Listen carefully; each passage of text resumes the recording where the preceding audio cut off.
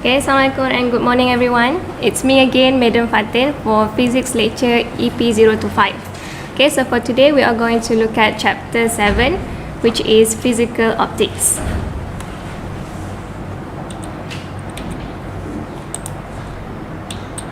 Okay, so before we start here, I've got a motivational quote to share with all of you.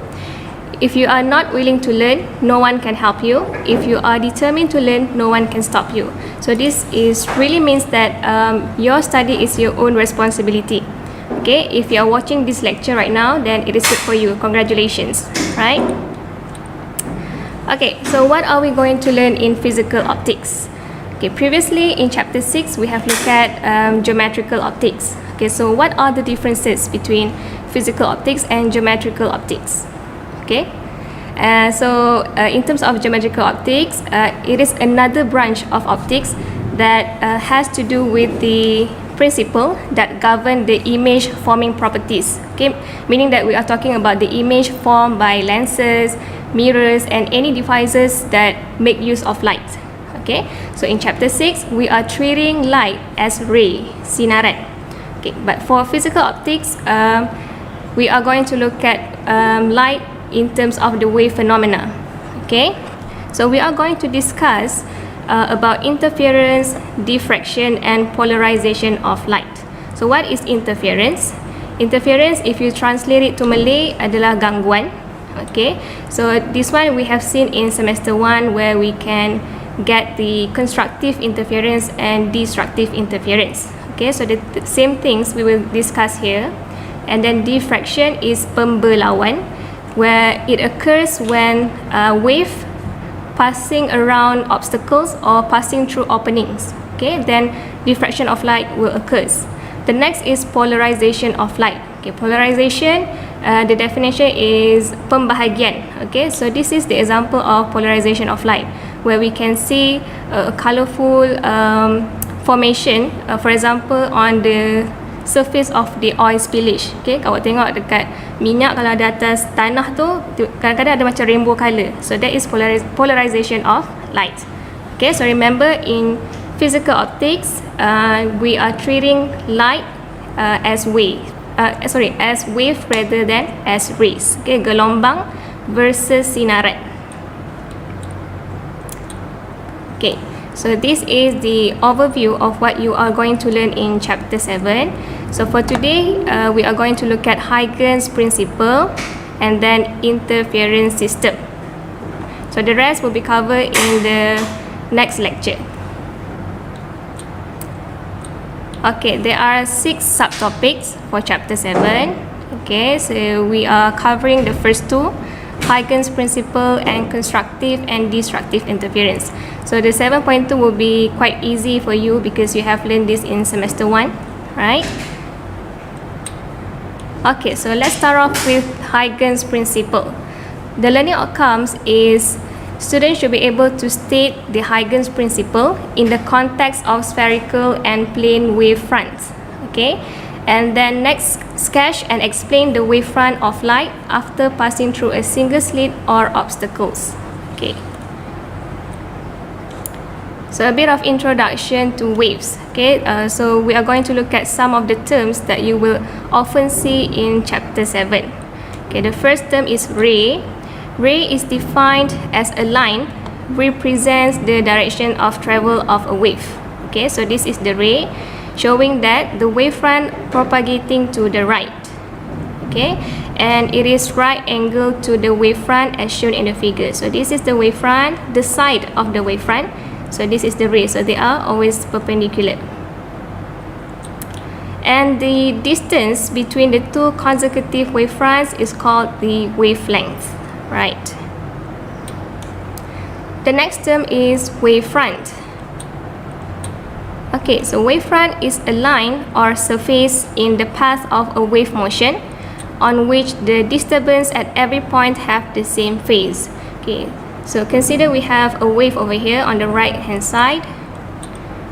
Okay, and if we labeled all the crests A, B, C, D, E, F, and the line joining all the points of the adjacent wave is called the wavefront. Okay, if we translate to Malay, if I'm not mistaken, it's muka gelombang. Okay, and the wavefront always perpendicular to the directions of propagation. Okay, so you can see the 90-degree here, right? And the same, this is the wavelength, the distance between two consecutive wavefront. So let's take a look at different types of wavefronts. The first one is circular wavefronts, where it is produced by a point source that is able to generate two-dimensional waves. Okay, so this is the point source. This is the circular wavefront. This is the directions of the ray, which means that the wave propagating outwards from the source. And next, this is the wavelength. Right, so then we move on to spherical wavefront, produced by a point source that is able to generate three-dimensional wave. Okay, so just now is 2D, this one is 3D. Okay, so the same thing, point source, wavelength, wavefront, and the ray. Okay, and the last one is plane wavefronts. Okay, plane wavefronts is also produced by a point source that is generating three-dimensional wave at larger distance from the source. So this one is at the larger distance from the source. We can see the wavefront is a plane. Okay, this is the side view of the wavefront. Okay, we can see a number of lines perpendicular to the rays. Right, so we are going to discuss about Huygens principle. Okay, so who is Huygens actually? Okay, the name of Huygens is Christian Huygens. He is a scientist, a physicist, mathematician, and who is really well known for his light wave theory. Okay, so what did Huygens principle says? Okay, every point on a wavefront, okay, can be considered as the source of secondary wavelets. Okay, so this is the wavefront, the initial wavefront. Okay, and every point on the wavefront is a source. So imagine that the dotted circle over here is 1, 2, 3, 4, and so on, representing the point sources. So for every point source, they are able to generate the secondary wavelets. Okay, so this is the secondary wavelet for point A. Let's say this is point 2. This is the secondary wavelet. Okay, so wavelet is actually a small waves, right? And then the secondary wavelets spread out in forward direction at the speed of wave. So this is the series of wavelet. Okay, and then what happened to the wavelets? The new wavefront is the envelope of all the secondary wavelets. If you draw the tangent for each wavelet, you will get a new wavefront. So that is what Huygens principle about, right? Okay, so let's take a look at some animation over here. So imagine that this is the old wavefront or the initial wavefront. Okay, so Huygens says that every point on the wavefront is the source for secondary wavelet. Okay, so here I have 11 points, right? And then each point will have their own wavelet. Okay, so this is a series of wavelet, and if we draw the tangent for all the wavelet, we'll get a new wavefront. Okay, so hopefully you can understand that. Okay, so now that we already know what is Huygens principle, you should be able to explain the constructions of the new wavefront. The first one is for the plane wave. Okay, so this is the plane wavefront. Okay, if the wave speed is v, hence in time t, the distance travels by the wavelet is s equals to vt. Okay, so this one is from the formula velocity. Velocity is equals to displacement over time. So to get the displacement, the formula is v times t. Okay, so you can see here, this is the s, the displacement or the distance traveled by the wavefront. Okay, then from Huygens principle, points P1, P2, P3, and P4 on the wavefront are the sources of secondary wavelets. Okay, so where is the wavelet? This one. Okay, how do we draw the wavelet? Is by drawing the curves of radius s for each point, right? And then when we draw a straight line, which is the tangent to the curves of point Q1, Q2, Q3 and Q4, we get a new wavefront. Okay, so hopefully you can see the flow. Okay, now the construction of new wavefront for a circular wave. The explanation will be the same as of the plane wavefront. Okay, but the difference is that the new wavefront is a curve. Okay, you can see if we draw the tangent for the wavelets, we get a curve, okay, instead of a plane, right? So this is for circular wave. Okay, that is quite easy. Then we move on to the next, which is by using Huygens principle, we can explain diffraction of wave. Okay, diffraction is pembelauan. Diffraction of light at a single slit. So slit is a small opening, or we can say celahan lah. Okay, celah-celah. Right, so from here in the diagram we can see this is a plane wavefront moving through a slit. So this is an opening. Okay, so what does Huygens says at first? Each point in the figure acts as a secondary source of wavelet. So this is the wavelet. Okay, and then the tangent to the wavelet from points 2, 3 and 4 is a plane wavefront. So you can see directly in front of number 1 till number 5 is a straight line. So this is plane wavefront. Okay, but the edges point 1 and 5 are the last points that produce wavelet. So you can see number 1 and number 5 produce this, the last wavelets. Okay, so Huygens also suggests that in conforming to the curve shape, meaning that in obeying the standard behavior of the curve shape, so the new wavefront bends or diffracts around the edges. Okay, so hopefully you can see the difference between plane wavefront and then circular wavefront. But for diffraction through a single slit, there will be curve or bend at the edges. Okay, so this all is using the Huygens principle. Okay, so we go to lesson check. Okay, you can drop your answer in the chat box.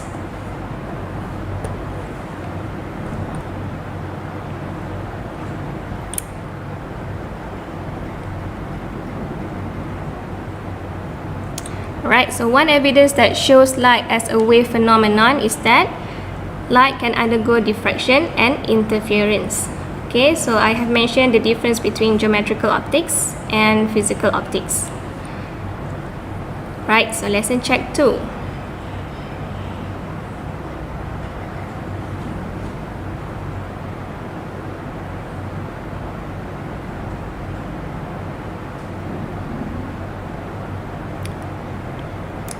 Okay, which of the following method will result in a new wavefront? Okay, so joining all the tangents to the wavelets. Right. Next.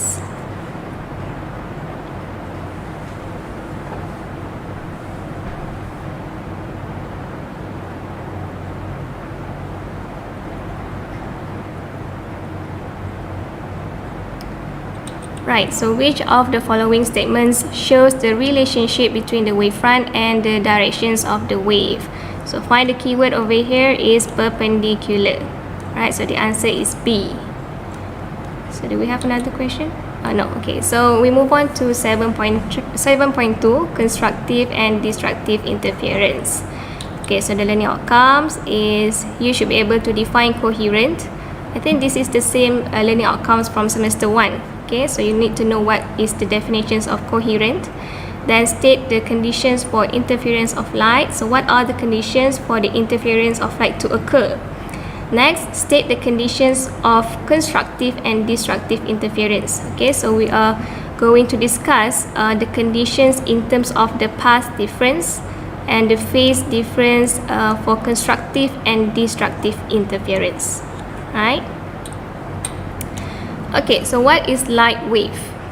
Light wave is an electromagnetic waves, which means it consists of varying electric field and varying magnetic field, which are perpendicular to each other. So you can refer to the diagram over here. So this is the electric field with the red color, and the magnetic field is the blue color, right? So one thing about light wave is that it will not be diffracted by the electric field or the magnetic field. So light wave can travel in straight line, okay, and it does not require any medium, unlike mechanical wave such as water wave. So the wave needs mediums which is water to propagate, but for light wave it does not require any medium. Okay, so what is interference of light?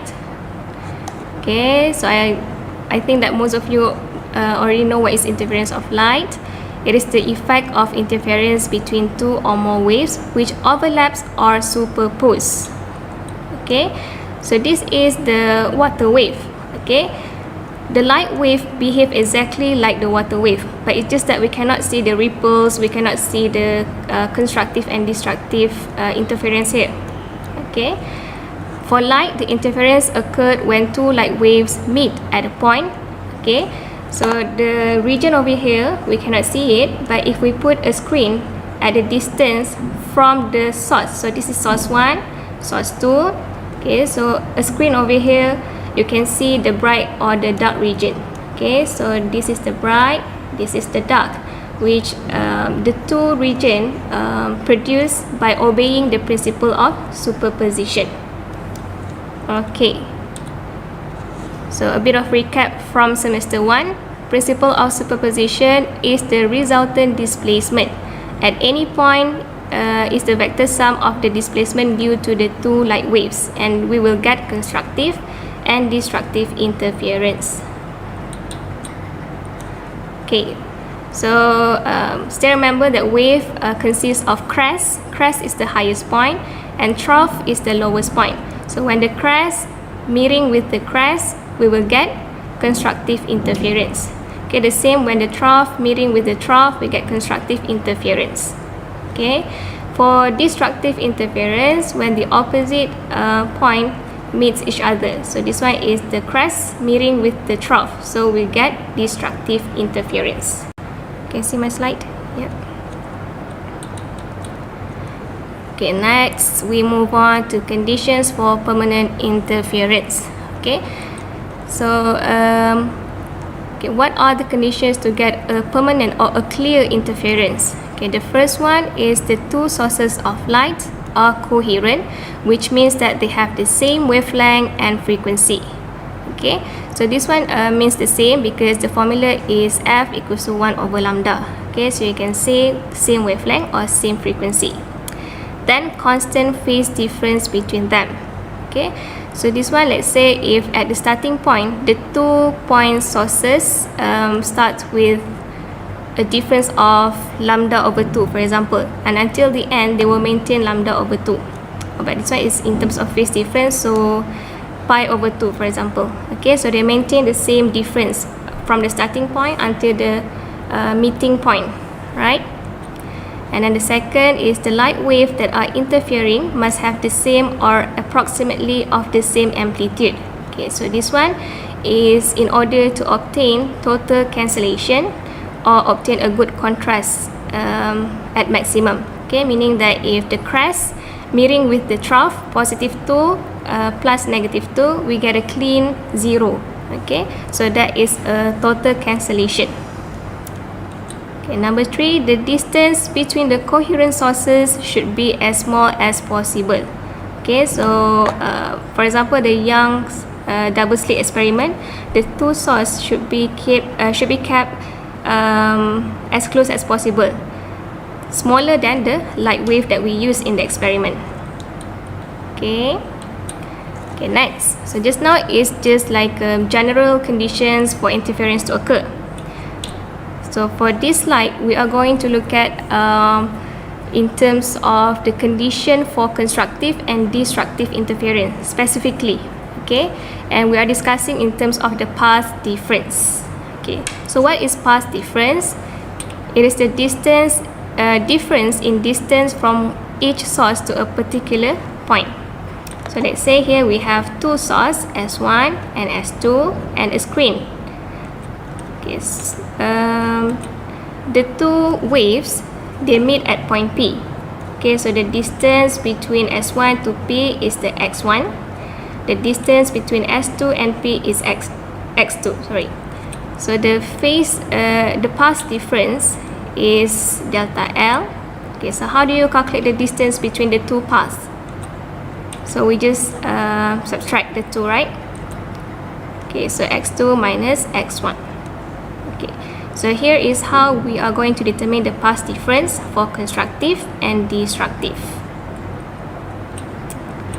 Okay, so first we are going to look at in terms of path difference for constructive interference when the two coherent sources in phase. So how do we know that the two coherent sources are in phase? Okay, so this one we need to look at the starting point of the two sources.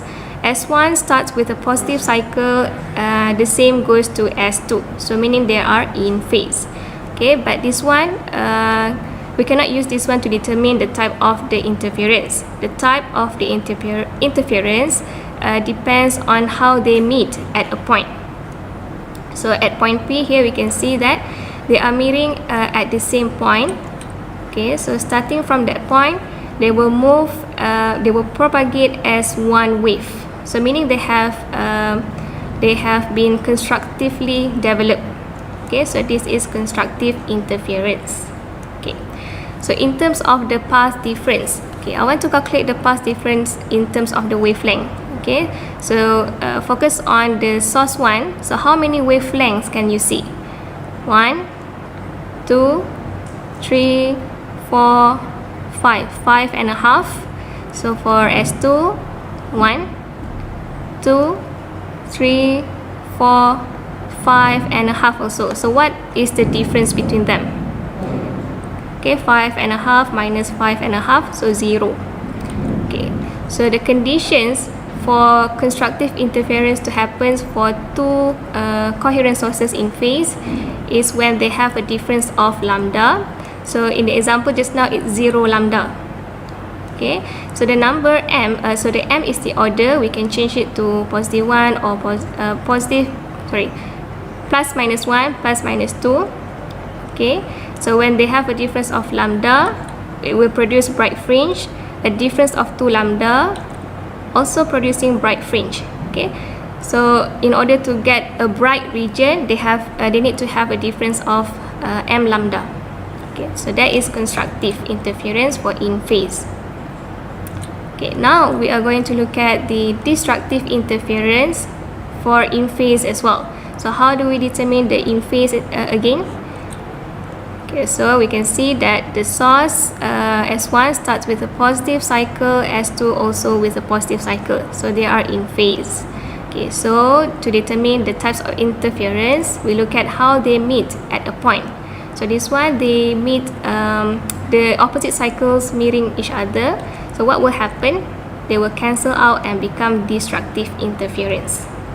Okay, so now let's count the wavelengths again. So S1, 1, 2, 3, 4, 5, 5.5. Okay, for S2, 1 wavelength, 2 wavelength, 3, 4, 5, and 6. So what is the difference? 6 lambda minus 5.5 lambda. So we get a difference of half lambda. So that is the condition for destructive interference for in phase. Okay, you can see here we have a difference of half lambda. And if we have a difference of 1.5, also we will get dark fringe. 2.5 also dark fringe. Okay. Right, so that those that we have discussed is for the coherent sources in phase. Okay, next. Oh, sorry, we have a table over here. So you can see here the central bright is when the delta L is equals to 0. Okay, and the first bright is when delta L is equals to lambda, and the second bright is 2 lambda. Then for the first dark, okay, we say that to get a dark region, delta L should be half lambda. So half lambda, 3 over 2 lambda, 5 over 2 lambda. So that will produce a dark region. Okay, so this is for in phase when they start with the same cycle. Okay, so next is the path difference for constructive interference for anti-phase. Just now we are looking at in terms of in phase. So this one anti-phase. Oops. Okay, so for anti-phase coherent sources, you can see the S1 starts with a positive cycle, S2 starts with the negative cycle. So this one showing that they are anti-phase. Okay, but to determine the types of interference, we need to look at how they meet at a point.